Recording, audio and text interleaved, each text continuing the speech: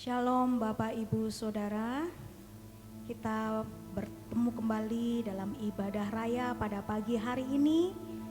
Mari kita siapkan hati kita siapkan pikiran kita siapkan tubuh kita, dan kita siapkan waktu kita khusus untuk kita beribadah bersama-sama.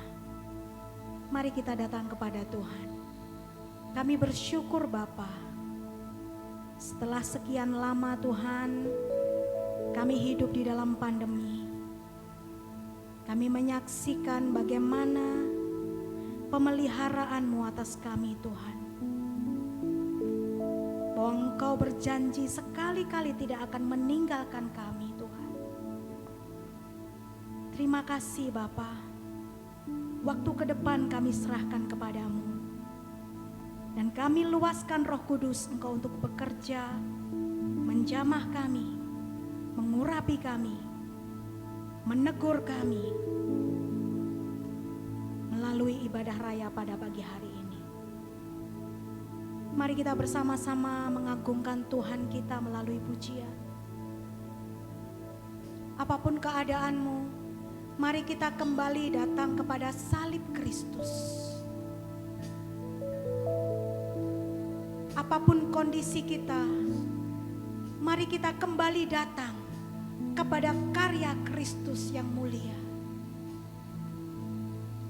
Terima kasih Tuhan.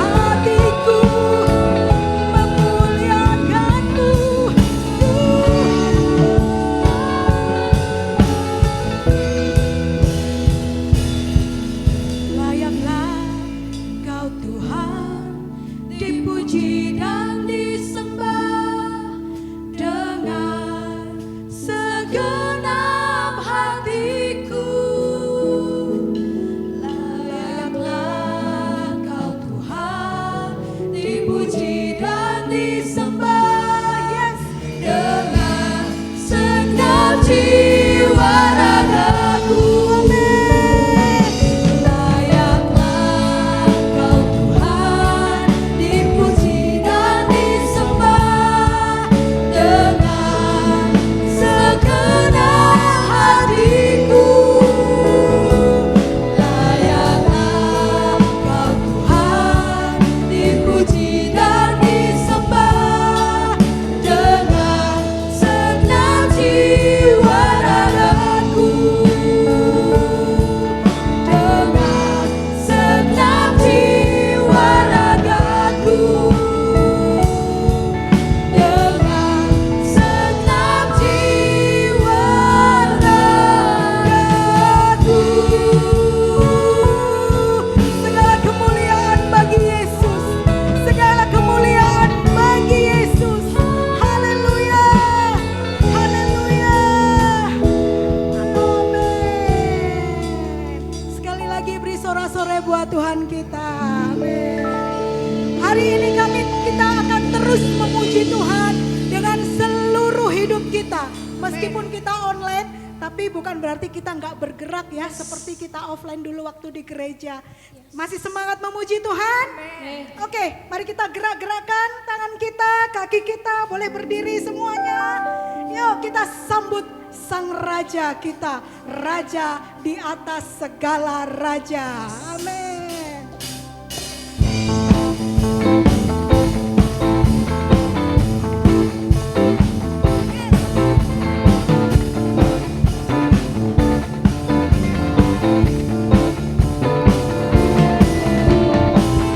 Bersyukurlah kepadanya, bawalah pujian baginya, karena Dia Raja, oh Dia yang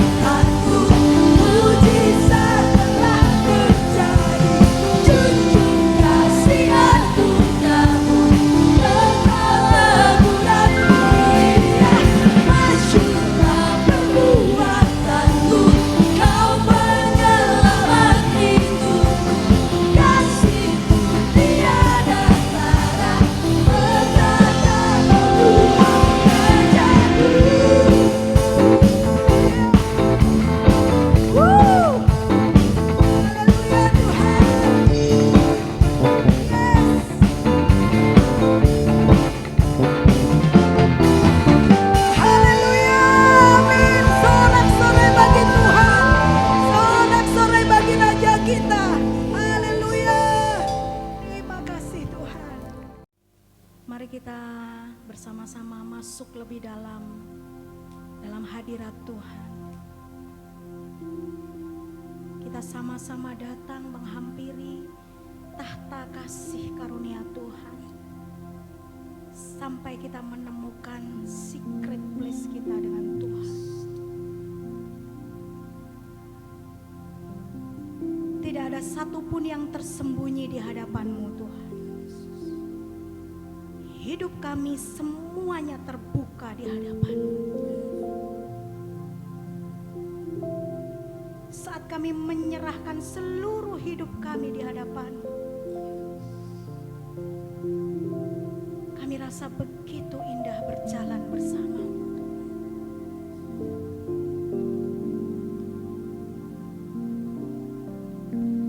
Hanya dekat padamu ada kekuatan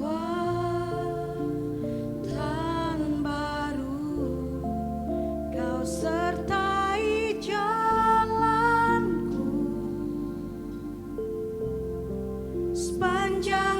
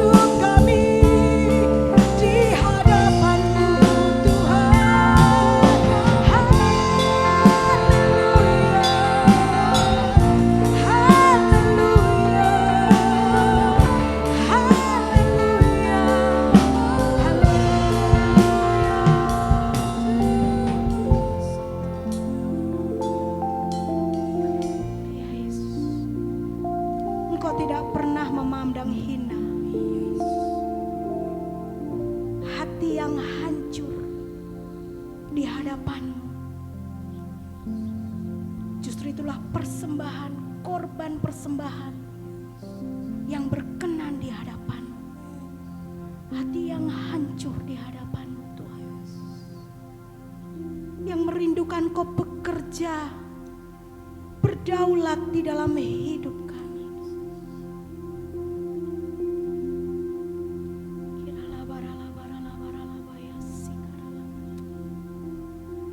Mari jamah kami Roh Kudus. Mari urapi kami Roh Kudus. Mari Engkau bekerja di dalam hati kami masing-masing Tuhan. Haleluya Tuhan. Dengan iman katakan, ku yakin Kau hadir di sini.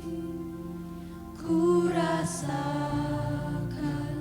kuasa yang tak terbatas di dalam hadirat-Mu Tuhan. Yakin Kau nyata di sini. Kemenangan terjadi. Sekali lagi dengan iman katakan, ku yakin Kau hadir di sini. Menyentuh kami Tuhan. Ku rasakan menguatkan hati kami yang tak terbatas. Ku yakin Kau nyata di sini. Kemenangan terjadi di sini.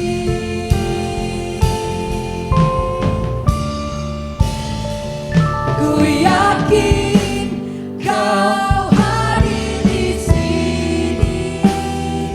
Ku rasakan kuasa yang tak terbatas. Ku yakin Kau nyata di sini. Kemenangan terjadi di sini. Sekali lagi. Ku yakin Kau hadir di sini. Ku rasakan kuasa yang tak terbatas. Ku yakin Kau nyata di sini. Kemenangan terjadi di sini. Kau hadir di sini. Ku rasakan kuasa yang tak terbatas. Ku yakin Kau nyata di sini. Kemenangan terjadi. Mari kita nyanyikan lagu ini sekali lagi. Sebab kehadiran Allah akan mengubah kehidupan kita. Kehadiran Kau Yesus akan membuat kehidupan kami Tuhan bermakna di hadapan Kau. Sayang tak terbatas. Ku yakin Kau nyata di sini. Kemenangan terjadi di sini. Kesembuhan terjadi di sini. Kelepasan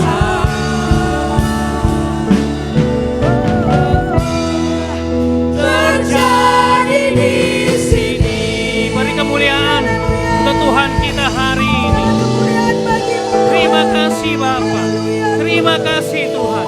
Kami percaya kehadiran-Mu Tuhan akan membawa perubahan dalam kehidupan kami Bapa.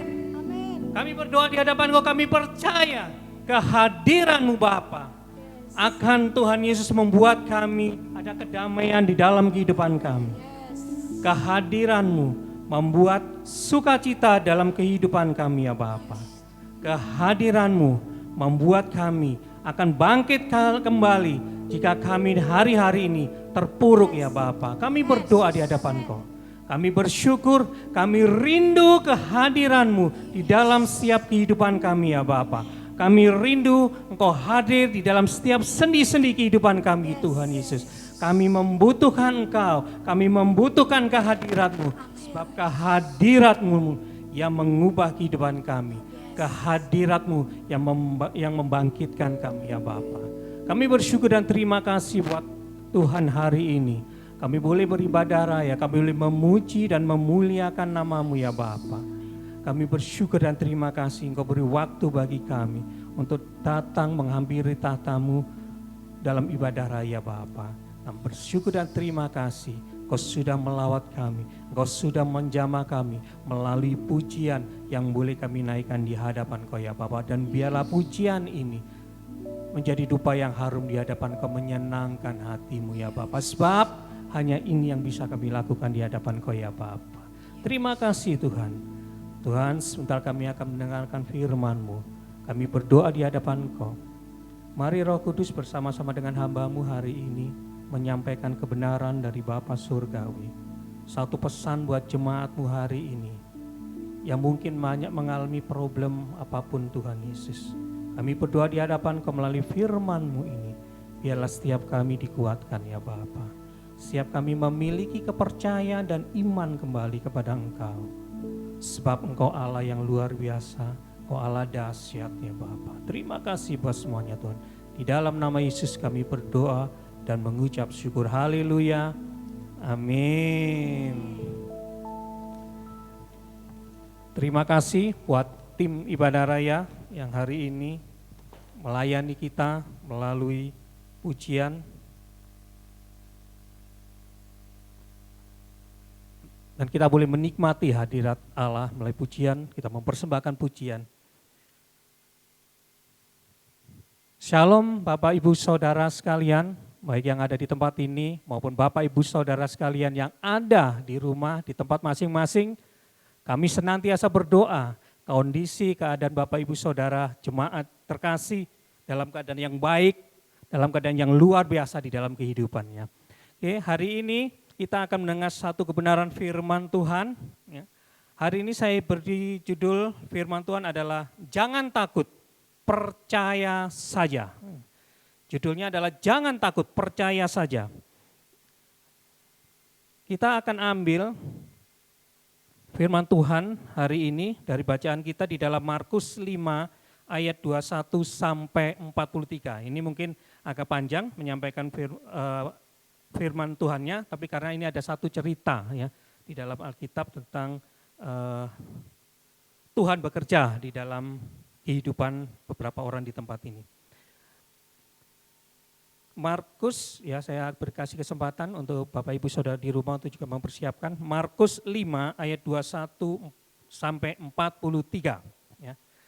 Saya akan bacakan. Sesudah Yesus menyeberang lagi dengan perahu, orang banyak berbondong-bondong datang lalu mengerumuni dia. Sedang ia berada di tepi danau. Datanglah seorang kepala rumah ibadat yang bernama Yairus. Seorang kepala rumah ibadat yang bernama Yairus. Ketika ia melihat Yesus, tersungkurlah ia di depan kakinya dan memohon dengan sangat kepadanya, anakku perempuan sedang sakit, hampir mati. Datanglah kiranya dan letakkanlah tanganmu atasnya, supaya ia selamat dan tetap hidup. Lalu pergilah Yesus dengan orang itu, pergi. Orang banyak berbondong-bondong mengikuti dia dan berdesak-desakan di dekatnya. Adalah di situ seorang perempuan yang sudah 12 tahun lamanya menderita pendarahan. Ia telah berulang-ulang diobati oleh berbagai tabib, sehingga telah dihabiskannya semua yang ada padanya. Namun sama sekali tidak ada faedahnya, malah sebaliknya keadaannya makin memburuk. Dia sudah mendengar berita-berita tentang Yesus, maka di tengah-tengah orang banyak itu, ia mendekati Yesus dari belakang dan menjamah jubahnya. Sebab katanya, asal ku jamah saja jubahnya, aku akan sembuh. Seketika itu juga berhentilah pendarahannya dan ia merasa bahwa badannya sudah sembuh dari penyakitnya. Pada ketika itu juga Yesus mengetahui bahwa ada tenaga yang keluar dari dirinya, lalu ia berpaling di tengah orang banyak dan bertanya, "Siapa yang menjamah jubahku?" Murid-muridnya menjawab, "Engkau melihat bagaimana orang-orang ini berdesak-desakan dekatmu, dan engkau bertanya, siapakah yang menjamah aku?" Lalu ia memandang sekelilingnya untuk melihat siapa yang telah melakukan hal itu.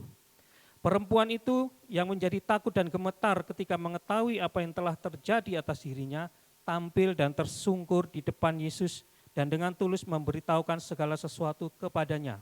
Maka katanya kepada perempuan itu, "Hai anakku, imanmu telah menyelamatkan engkau.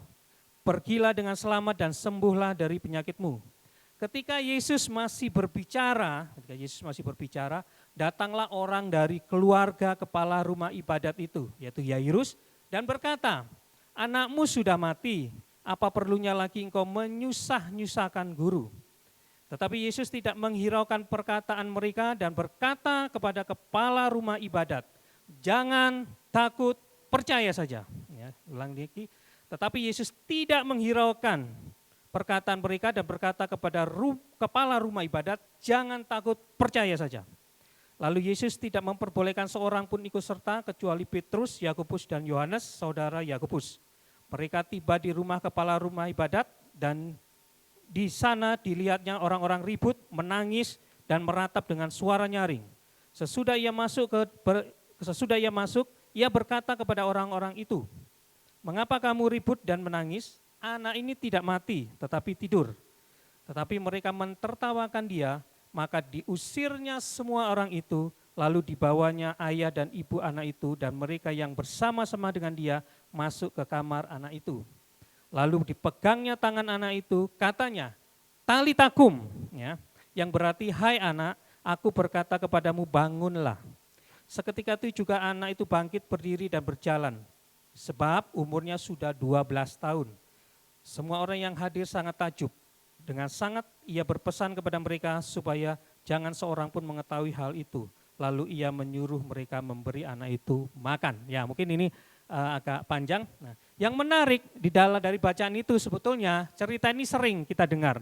Di dalam cerita ini ada dua cerita sebetulnya. Yang pertama adalah ketika ada seorang yang bernama Yairus, ya, kepala rumah ibadat datang kepada Yesus memberitahu bahwa anaknya hampir mati. Ya. Bacaan ini ada di dalam Matius, Markus dan Lukas. Ya.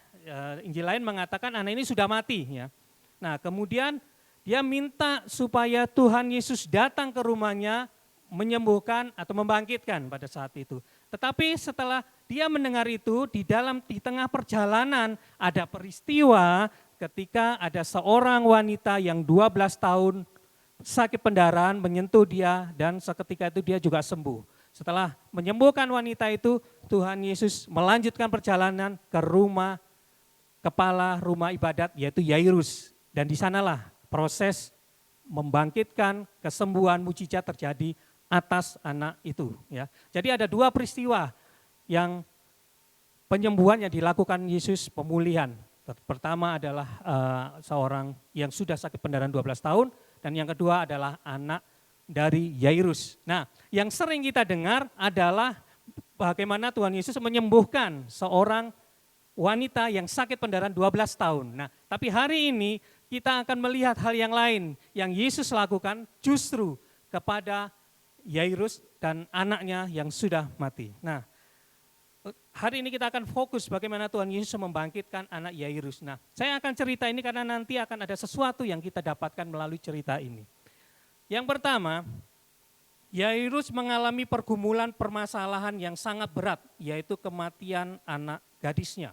Ya, nah kita harus mengerti bahwa seorang anak perempuan dia yang umur 12 tahun, ya, di Yahudi itu anak umur 12 tahun plus 1 itu dari anak gadis itu sebetulnya menjadi perempuan, ya, artinya perempuan seutuhnya itu ketika dia 12 tahun ke atas, ya, di situ. Nah, dia satu pergumulan berat yaitu kematian anaknya. Nah, siapakah Yairus ini? Yairus adalah kepala rumah ibadat Ya, di sana ada kepala rumah ibadat yang bertanggung jawab dalam mengurus dan mengatur semua, mengawasi kegiatan ibadat di Bait Allah atau di sinagog ya. Jadi Yairus ini adalah orang penting. Yairus ini adalah salah seorang yang sangat dihormati, salah seorang yang penting pada zaman itu. Karena dia bertanggung jawab terhadap rumah ibadat. Orang Yahudi, artinya dia adalah orang Yahudi ortodok, orang Yahudi tulen ya.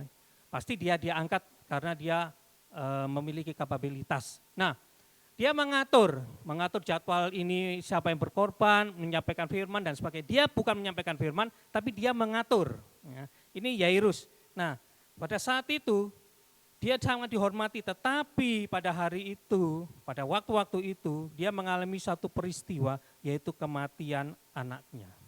Nah, sama seperti kita, mungkin hari-hari ini kita juga sama, mengalami masa-masa kematian dalam kehidupan kita. Ya mungkin kita tidak mengalami kematian secara fisik, tapi mungkin rohani kita sudah mulai kering, harapan kita sudah mulai pudar. Masa depan kita yang dulu kita akan hadapin dengan penuh keberanian, akan kita hadapin dengan semangat, akan kita hadapin dengan antusias, keyakinan yang tinggi. Tapi mungkin hari-hari ini kita mengalami kematian, baik itu kematian rohani, kita sudah mengalami kekeringan, kita sudah tidak ada harapan. Mungkin kita mengalami seperti apa yang Yairus alami. Tapi satu hal yang kita dapat pelajari hari ini adalah bagaimana Tuhan menolong Yairus walaupun dia mengalami pergumulan yang sangat berat. Pergumulan yang sangat berat kalau anaknya benar-benar meninggal. Oke, yang kedua, di dalam Markus 5 ayat 36, nah ini yang menarik ya. Yesus berkata kepada kepala rumah ibadat, jangan takut, percaya saja. Ya. Jangan takut, percaya saja. Nah ternyata ketakutan itu berbanding terbalik dengan kepercayaan. Ketika kita mengalami ketakutan kita meningkat, sebetulnya berarti kepercayaan kita juga menurun. Itu berbanding terbalik. Ketika kepercayaan kita meningkat, ketakutan kita menurun. Ya kan? Ketika kita hari-hari ini mungkin mengalami ketakutan akan masalah dalam masa depan, ketakutan pekerjaan, ketakutan pelayanan dan sebagainya. Ketika itu terus-menerus ada dalam diri kita, maka itu mengakibatkan kepercayaan kita turun atau rendah kembali. Nah, bagaimana kita mengatasi kepercayaan kita, mengatasi ketakutan adalah dengan kembali meningkatkan kepercayaan dalam kehidupan kita. Amin. Nah, dari mana? Saya percaya bahwa ketika Tuhan Yesus tahu bahwa pada saat itu Yairus mengalami ketakutan. Awalnya dia datang mungkin dengan sesuatu harapan, kepercayaan. Tetapi kemudian di satu sisi setelah itu dia mungkin Yairus mengalami ketakutan. Dari mana ketakutan itu? Kita akan baca di dalam Markus ya. Ketakutan itu Markus 5 ayat 36. Ketika Yesus masih berbicara, datanglah orang dari keluarga kepala rumah ibadat dan berkata, anakmu sudah mati, apa perlunya lagi engkau menyusahkan. Nah, dari mana ketakutan ini? Ketika datang orang-orang dari keluarga kepala rumah ibadat. Jadi ketakutan itu ternyata bisa muncul dari orang-orang sekeliling kita atau dari hal-hal yang kita dengar. Ketakutan Yairus muncul ketika saudara-saudaranya menyampaikan berita yang justru membuat dia ketakutan kembali. Nah, hari-hari ini kita mungkin mengalami ketakutan. Dan justru ketika kita mengalami itu banyak hal-hal yang di luar sana dalam kehidupan kita yang justru memperparah ketakutan kita. Itulah sebabnya kenapa kita ketakutan. Karena kadang-kadang ada informasi-informasi, ada perkataan-perkataan mungkin dari orang lain atau dari media massa atau dari apapun itu yang justru akan melemahkan kita, akan membuat kita takut di dalam apapun. Masa depan kita juga kita ketakutan akan masa depan kita. Mungkin hari ini, saya percaya Tuhan akan menolong saya di kemudian hari, masa depan saya seperti ini. Tetapi ada ngomong, alah sekarang ini zaman susah, ya kan. Saya pernah bertemu dengan satu mahasiswa juga, katanya dosennya juga bercerita bahwa dosennya aja ngomong, hari-hari ini akan sulit, lebih mudah tahun-tahun yang kemarin. Saya katakan keliru dosen, karena tahun-tahun yang dulu, 20 tahun yang lalu, 30 tahun yang lalu sama sebetulnya. Ya, nggak ada yang berubah. Tetapi kalau informasi-informasi itu kita sering dapatkan, maka kita itu yang akan membuat kita ketakutan. Dan ketika ketakutan kita meningkat, maka kepercayaan tanpa kita sadari, kepercayaan kita kepada Tuhan, kepercayaan akan masa depan kita, kepercayaan bahwa Tuhan akan membuat kita naik dan bukan turun, membuat masa depan yang indah, itu akan terpengaruh. Ya. Nah, tapi di Markus 36 disebutkan, tetapi Yesus tidak menghiraukan perkataan mereka. Amin. Hari ini kita hanya fokus pada apa yang dikatakan oleh firman Tuhan. Nah, ada satu quote yang mengatakan ya, kita tidak bisa melarang burung-burung terbang di atas kepala kita, tetapi kita bisa mencegahnya untuk bersarang di kepala kita. Kita tidak bisa melarang ya. Kita tidak bisa, kadang-kadang kita tanpa kita sadari kita mendengar berita-berita. Tanpa kita sadari ketika kita bertemu orang kita mendengar perkataan orang-orang yang membuat kita takut. Tetapi kita tidak bisa melarang, tetapi kita bisa membuat informasi itu tidak mengendap di dalam diri kita. Sehingga ketika informasi yang melemahkan kita, membuat kita takut, kita bisa menghadapinya. Amin. Nah, terus yang selanjutnya yang ketiga, apa yang Yesus lakukan terhadap peristiwa ini? Ya. Nah, di masa ketakutan itu, tapi Yesus tetap mengajak Yairus itu ke rumahnya. Nah, ketika di rumahnya itulah, maka Tuhan Yesus menjamah anak itu dan berkata talitakum, dan anak itu bangkit. Kemudian anak itu sembuh, anak itu bangkit dari kematiannya. Nah, Tuhan Yesus melakukan satu mujizat yang luar biasa, dan saya percaya pada saat itu Yairus sangat bersuka cita sebab Tuhan menolong memulihkan dia, Tuhan menolong pergumulan, Tuhan menolong setiap permasalahan yang dihadapi, permasalahan yang sangat berat pada saat itu. Nah, yang selanjutnya, bagi Tuhan setiap permasalahan kita, bagi Tuhan tidak ada yang mustahil. Bagi Tuhan apapun pergumulan kita, apapun bentuk pergumulan kita, kematian apapun yang kita alamin, Tuhan bisa menolong kita. Apa yang kita perlu lakukan supaya pertolongan Tuhan terjadi dalam kehidupan kita? Nah, kita akan belajar melalui Yairus ini. Yang pertama yang dilakukan adalah di dalam ayat 22, datanglah seorang kepala rumah ibadat yang bernama Yairus, ketika ia melihat Yesus, tersungkurlah ia di depan kakinya. Ya. Alkitab lain berkata, dia tersungkur dan menyembah Yesus pada saat itu. Saudara harus mengetahui bahwa Yairus adalah seorang yang Yahudi ortodok.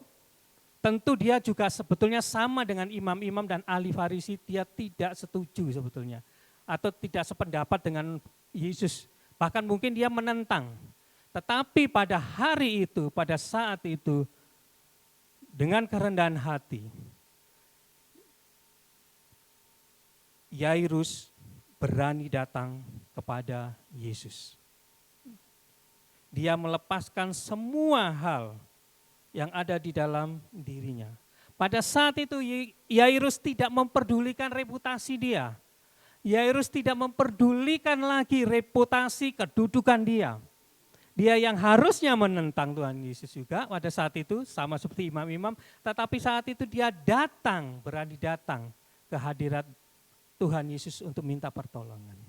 Hal yang pertama yang kita harus lakukan hari-hari ini, datanglah kepada Yesus. Sembahlah dia. Yairus itu sama seperti kisah perjanjian lama, yaitu Naaman ketika datang kepada Elisa.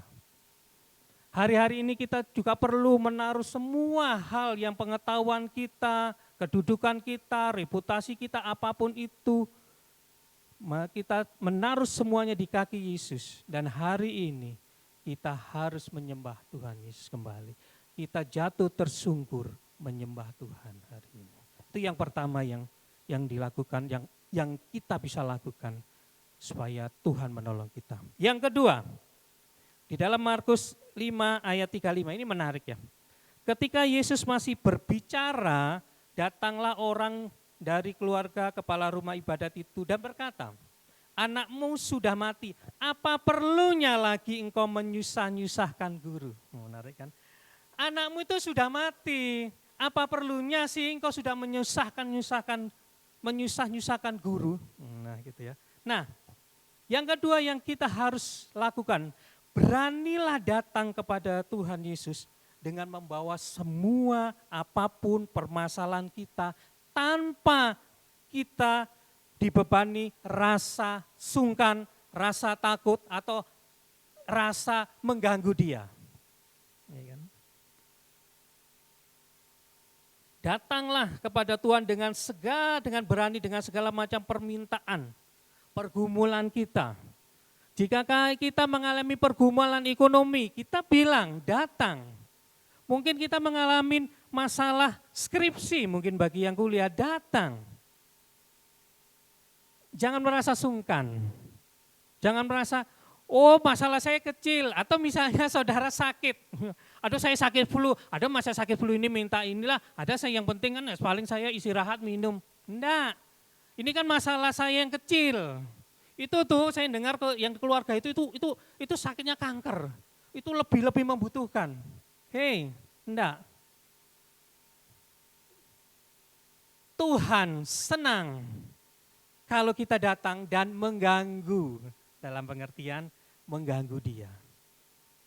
Kita tidak menyusahkan Tuhan dengan segala permintaan kita, walaupun sekecil apapun, ya kan?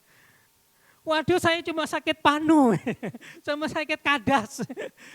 Itu tuh yang gagal ginjal. Sudah ngapain sih minta pertolongan Tuhan, hanya sekedarnya kecil lah itu. Enggak. Mungkin yang bagi keluarga saya tidak bisa membelikan anak saya susu misalkan. Atau apapun itu. Tuhan senang kita datang dan menyusahkan kita. Ada satu sharing yang menarik ya cerita saya, ya 2 minggu yang lalu. Tepatnya mungkin hari Kamis ya pada saat itu. Anak saya Asa itu kan senang jajan, ya senang jajan yang namanya ketan bubuk ya. Di tempat saya, di dekat rumah saya ada ketan bubuk itu pagi biasanya. Pagi-pagi dia ada, kemudian sering lah, hampir tiap hari Asa itu kepingin makan ketan bubuk, beli ketan bubuk ya. Nah sampai sekali waktu pada hari itu ternyata orang itu tidak jualan ya pada pagi hari itu. Tapi Asa ini waduh kalau sudah minta permintaannya, dia itu kemauannya udah kalau ada permintaannya dia terus menerus mengganggu. Ketan bubuk ya siang, saya sore datang ketan bubuk, beli ketan bubuk dan sebagainya. Nah, kemudian kira-kira sore ya saya pulang ya kira-kira jam 5, ternyata pas saya lagi istirahat, Asa di samping saya, Asa ketiduran. Wah saya lagi seneng nih gitu loh. Wah ketiduran sampai malam, saya tenang lah ya setelah beraktivitas dan sebagainya, saya bisa istirahat nih gitu. Enggak taunya pada saat itu Asa 8:30 malam bangun. Waduh bangun. Nah pada saat bangun hal yang pertama yang diucapkan adalah minta belikan ketan bubuk. Waduh, saya itu rasanya gimana? Aduh, kena besok aja ya gini. Ketan bubuk, beli ketan bubuk Pak. Saya sudah ya siap-siap untuk tidur. Tapi ya sudahlah, saya akan turutin, kemudian saya ganti baju dan Jasmine ikut. Nah ternyata setelah saya keluar ya, saya beli di daerah sini, ternyata juga tutup, nggak ada gitu loh. Oh nggak apa-apa deh, oh ya nggak apa-apa Pak, nggak ada tutup ya apa, ya udah akhirnya sambil jalan kita ngobrol-ngobrol. Pada saat itu juga saya sebagai seorang ayah saya bangga atau saya senang karena saya bisa memenuhi mau disusahkan. Mungkin awalnya, aduh kok seperti ini, tetapi saya bersyukur, saya berterima kasih, saya senang ya ketika Asa meminta itu menyusahkan saya.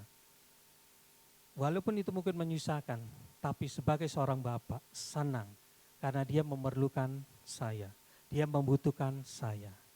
Saya sebagai orang tua, sebagai manusia yang seperti ini aja, yang tidak seluas Allah, itu mau disusahkan anaknya. Apalagi kita, apalagi Bapa di surga. Dia mau kita datang dengan segala permintaan, walaupun itu menyusahkan. Amin. Jangan takut menyusahkan Bapa, jangan takut menyusahkan Tuhan. Sebab dia Bapa yang baik. Jangan takut, berani. Sebab kita adalah anak-anak Allah. Sebab Tuhan Yesus sendiri berkorban supaya kita punya hubungan Bapa anak. Kesempatan bagi kita. Kehormatan bagi kita, amin. Untuk kita bisa datang kepada Bapa dan meminta segala apa yang kita perlukan. Pergumulan apapun, permasalahan apapun. Dan dia Bapa yang tidak mengungkit-ungkit. Dia tidak melihat, oh kamu seperti ini, kok kamu minta itu? Enggak. Dia tidak menilai apakah permintaan kita atau pergumulan kita kecil atau besar. Tapi dia mau datang menolong kita. Oke. Itu yang kedua. Yang ketiga, menarik. Yang ketiga juga itu menarik. Apa yang kita lakukan? Ya, setelah kita menyembah, kita berani berbicara, kita berani meminta. Yang ketiga, di dalam ayat 4, Markus 5 ayat 40. Tetapi mereka mentertawakan dia. Ya, ketika mau masuk, maka diusirnya semua orang itu, lalu dibawanya ayah dan ibu anak itu, dan mereka yang bersama-sama dia masuk ke kamar anak itu. Maka diusirnya semua orang itu. Ya, Tuhan Yesus mengatakan, nah di dalam itu dalam Markus, di dalam Matius 9 ayat 24 ya, itu Yesus mengatakan pergilah. Pada saat itu dia mengusir orang-orang karena mentertawakan, sudah pergilah, ya, pergilah. Dan aku akan masuk bersama dengan anak ayah itu, dan dia akan menyembuhkan. Nah, pergilah, kalau di dalam bahasa Alkitab kita pergilah, tetapi bahasa aslinya atau NKJV-nya, itu bahasa Inggrisnya adalah give place, yaitu berilah tempat. Oke, berilah tempat. Nah, yang ketiga yang perlu kita lakukan adalah memberi tempat yang utama bagi Tuhan. Berilah tempat firman Tuhan untuk kehidupan kita. Nah, kita harus mengerti pada saat itu suasananya lagi hiruk pikuk, ya. Ya, bagaimana suasana hiruk pikuknya, suasana di rumah perkabungan itu, ya, di tempat Yairus, ya. Itu sangat dibuka, ketika datang bahkan ditertawakan. Nah, saya akan cerita sedikit ya tentang bagaimana peristiwa kalau di zaman dulu, zaman Yesus itu di rumah Yairus, itu bagaimana kalau seorang meninggal di rumah perkabungan. Nah, yang pertama ya, itu ada ratapan dengan merobek pakaian. Ya, jadi kalau ada seseorang yang meninggal di dalam keluarga itu, maka rumah perkabungan atau rumah tempat dia disemayamkannya, misalkan ini yang meninggal itu, maka ada ratapan yang dilakukan. Yang pertama ratapan dengan cara merobek pakaiannya. Bahkan ada 39 macam cara yang berbeda untuk merobek pakaian. Ini detail sekali kalau orang Yahudi ya. Nah, seorang tuanya yang anaknya meninggal itu harus merobek bajunya atau pakaiannya itu di tengah, di tengah dada ini dirobek, dan ukurannya harus besar, cukup untuk tangan masuk. Bagi orang lain, saudaranya yang lain itu merobek di sebelah kanan, sisi kanan. Itu harus dirobek. Dan baju yang robek itu harus dipakai selama 1 minggu. Ya kan? Setelah 30 hari baru boleh dijahit. Dijahit pun itu nggak boleh rapi. Memperlihatkan bagaimana kedukaan. Wah, itu seperti itu ya. Nah, yang kedua ada ratapan dengan tangisan terus-menerus. Ya kan? Nah, tangisan terus-menerus. Nah, ternyata di sana ada petugas-petugas yang mungkin yang dibayar lah kasarannya untuk bertugas untuk menangis, ya. Saya kita bayangkan sudah dirobek-robek menangis. Menangisnya bukan orang tuanya aja loh, tetapi semua yang hadir dan ada beberapa wanita-wanita yang disewa untuk menangis.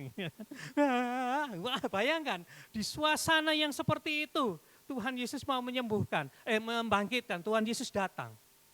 Yang ketiga menarik, ada ratapan dengan membunyikan seruling, ya kan, sehingga membuat suasana duka lebih mendalam. Wah, ya, misalnya apa ya, kalau lagu gugur bunga atau apa ya di kita. Wah, sudah rame, sudah rame menyopek, ada lagu alunan, wah yang membuat kita tambah baper, misalnya. Kita tambah merasakan duka yang mendalam. Nah, peristiwa itu yang menyebabkan hiruk pikuk itulah yang diusir oleh Tuhan. Berilah tempat.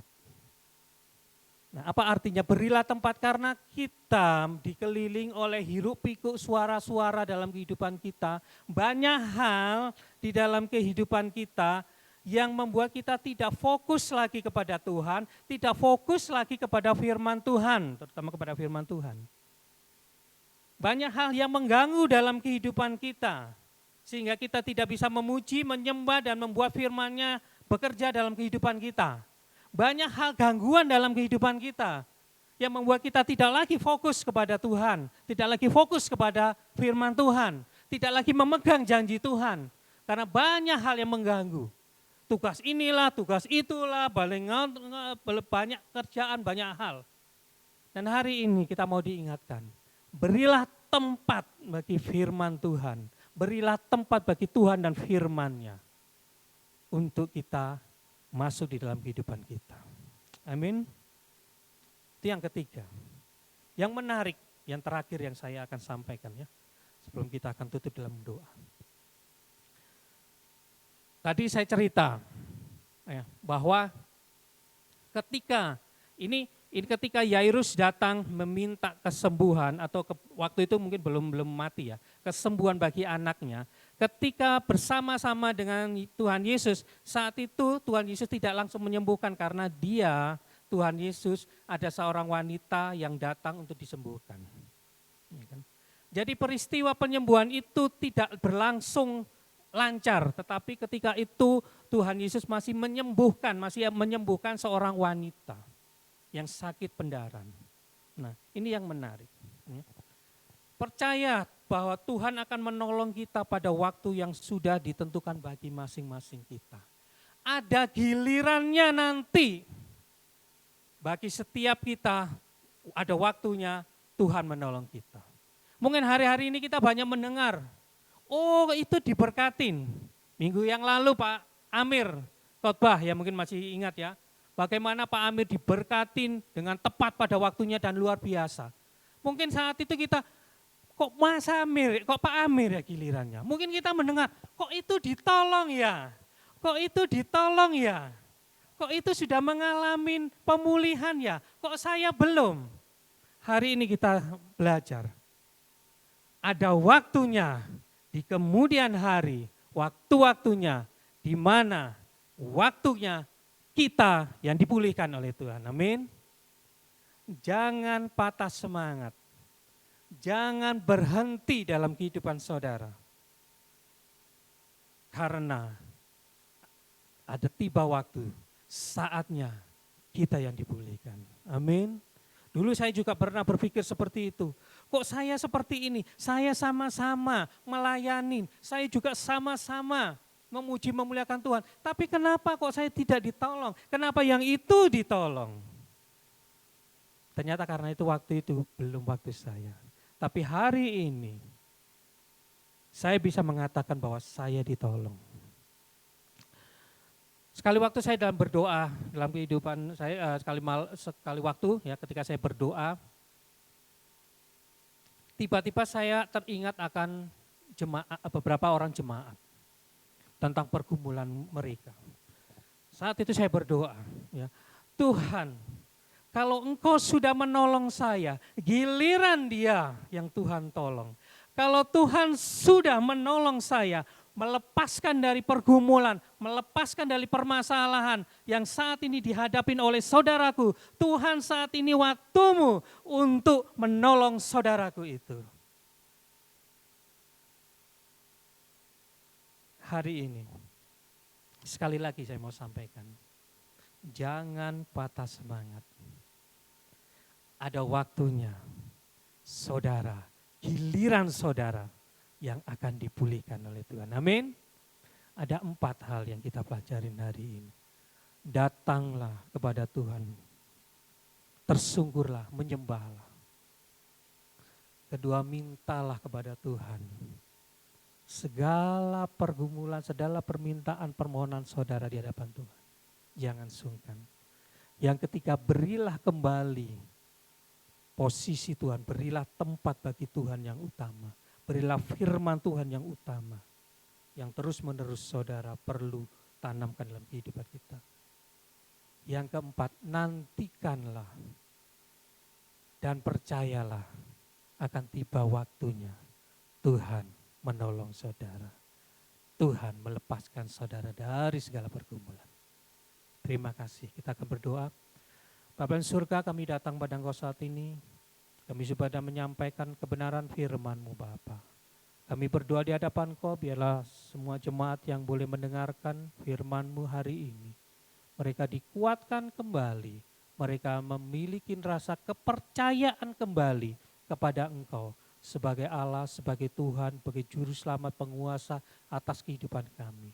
Tuhan, kami berdoa jika mungkin ada jemaat-Mu yang hari-hari ini mengalami ketakutan, mengalami pergumulan yang menyebabkan mereka ketakutan di dalam menghadapi kehidupan ini. Kami berdoa di hadapan Engkau Tuhan Yesus, biarlah Engkau yang menguatkan sehingga jemaat-Mu ini memiliki kepercayaan kembali kepada Engkau. Percaya kembali bahwa Engkau Yesus adalah penolong. Engkau Yesus yang memperdulikan kehidupan mereka ya Bapa. Kami berdoa di hadapan Engkau, kami bersyukur dan terima kasih. Dan biarlah firman-Mu ini tertanam di dalam setiap hati kami ya Bapa, dan bertumbuh dan berbuah. Terima kasih Tuhan, di dalam nama Yesus kami berdoa dan menjawab syukur. Haleluya.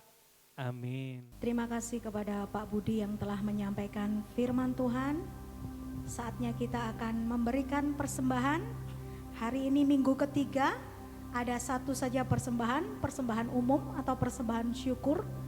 Dan saya ingatkan juga untuk minggu depan ada 2 persembahan umum dan persembahan misi.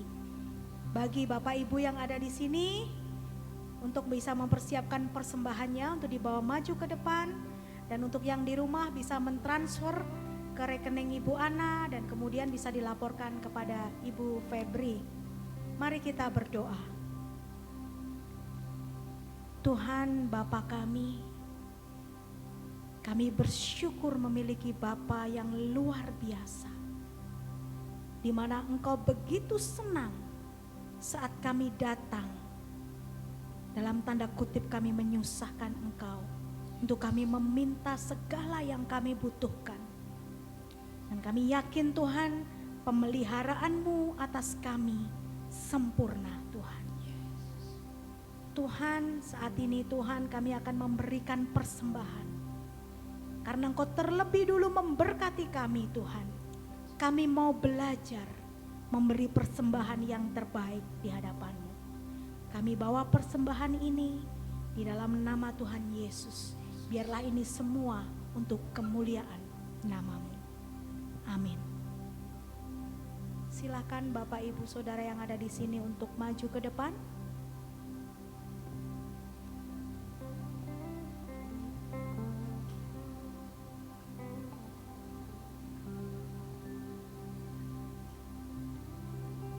Terima kasih, dan saatnya kita akan mendengarkan pengumuman dalam sepekan.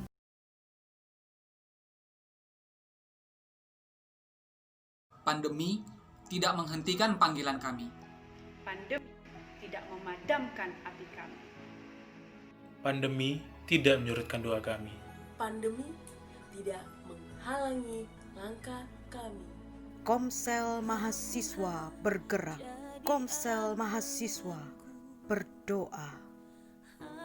Komsel Mahasiswa merapatkan barisan, menyatukan segenap hati, mengerahkan seluruh energi untuk mengerjakan misi ilahi, yaitu amanat agung Kristus. Percaya ada mujizat. Aku percaya Tuhanku dahsyat. Perbuatan ajaib telah dikerjakannya.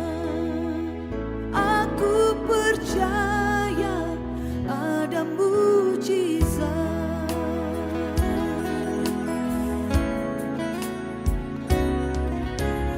Kau Tuhan jadi andalanku, hanya Kau Tuhan yang ku percaya.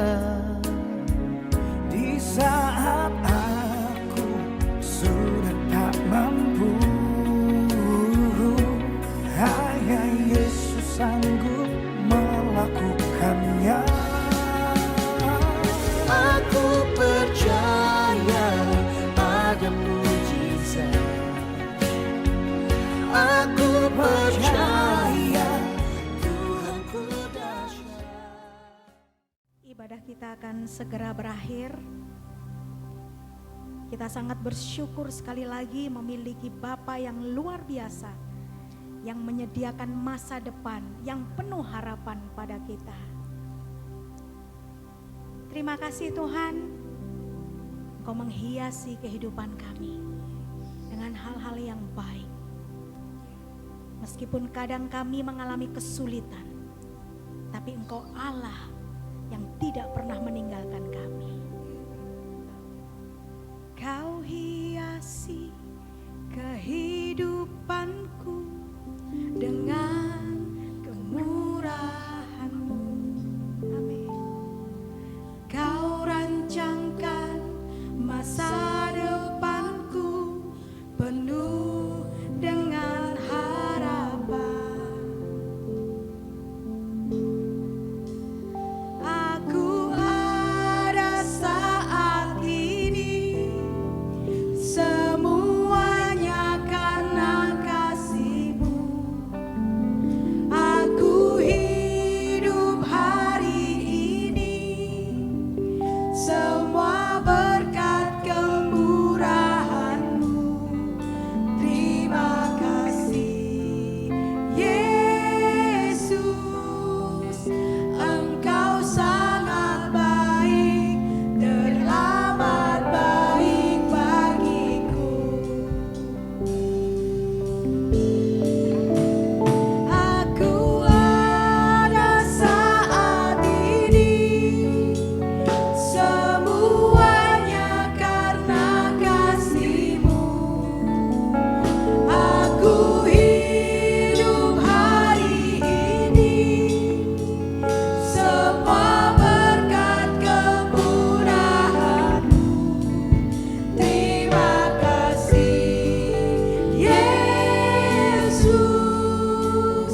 Engkau sangat baik, teramat baik. Aku ada saat ini, semuanya karena kasih-Mu. Aku hidup hari ini, semua berkat kemurahan-Mu. Terima kasih Yesus, Engkau sangat baik, teramat baik bagiku. Yesus, Engkau sangat baik, teramat baik bagiku. Seperti pujian yang boleh kami naikkan di hadapan Kau Tuhan Yesus. Dan kami menyadari betapa Engkau Allah yang sangat-sangat baik bagi kami ya Bapa.